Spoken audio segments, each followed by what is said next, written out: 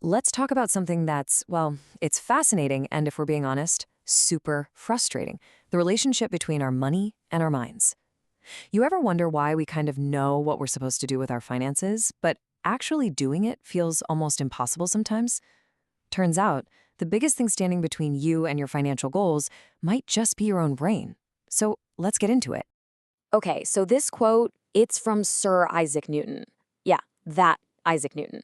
One of the most brilliant human beings who ever lived. But he didn't say this after some amazing physics discovery. He said it right after a financial decision that completely wiped him out. It's just a crazy reminder that when money's on the line, being a genius doesn't mean a thing if your emotions take over. $3 million.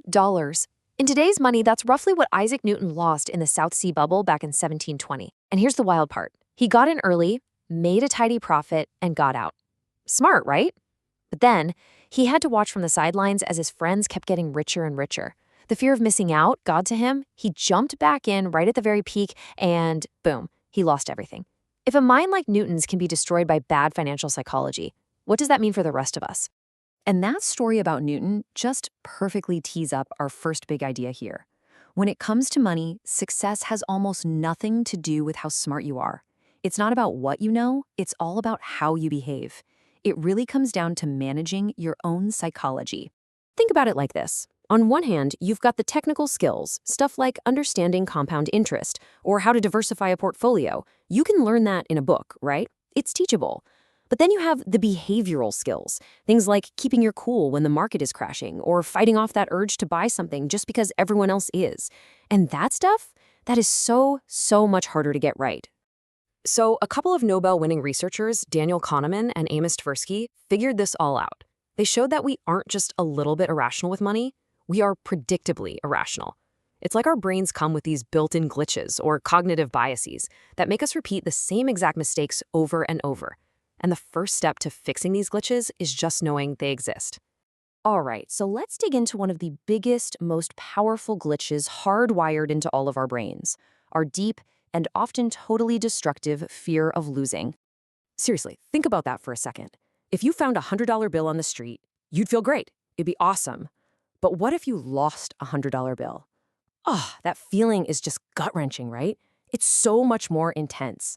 The joy of the gain and the pain of the loss, they're not equal. And there's a really good reason for that. And that reason has a name. It's called loss aversion. Tons of research has shown that the psychological sting of a loss is about twice as powerful as the good feeling you get from an equal gain. This isn't just some vague feeling either. It's a real, measurable bias that has huge consequences for how we manage our money. And you can see that imbalance right here. Look how much bigger that pain bar is. That feeling is exactly why people panic and sell all their stocks when the market takes a dive. It's not a logical decision. They're just desperate to make the pain stop. I'm telling you, this one bias has probably destroyed more wealth than anything else. Okay, so if loss aversion is all about fear, let's flip to the other side of that emotional coin, the part that's driven by its very close cousin, greed, or as we all know it, FOMO.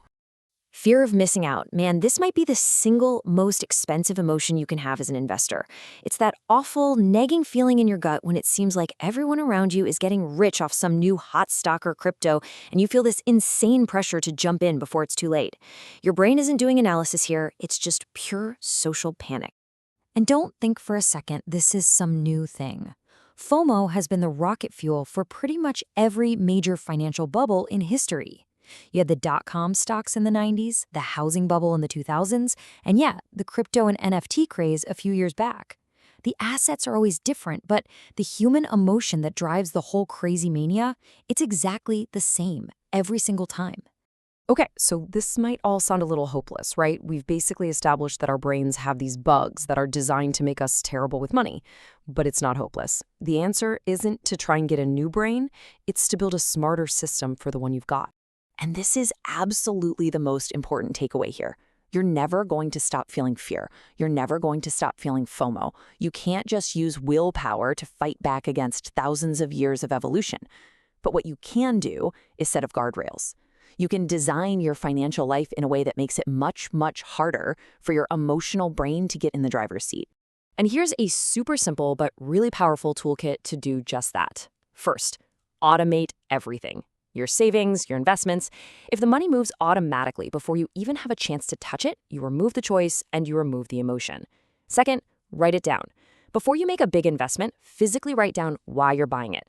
Later, when things get crazy, that calm, rational note you wrote to yourself will be your anchor. And third, use a cooling off period. Just a simple rule, like waiting 48 hours before any big, non-essential purchase. It just creates that little bit of space between the emotional impulse and the action. You know, this whole idea is just summed up perfectly in that famous Warren Buffett quote.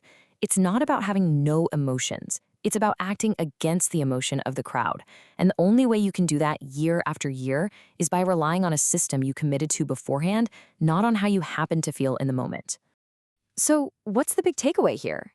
It's that you're not bad with money. It's that your brain is basically running on ancient software in a very modern world. The instincts that helped our ancestors survive are the same ones that tell us to sell low and buy high. But when you understand those instincts and you build simple systems to work around them, you give yourself a real shot. So I'll leave you with this to think about. Which one of these biases, loss aversion or FOMO, do you see the most in yourself?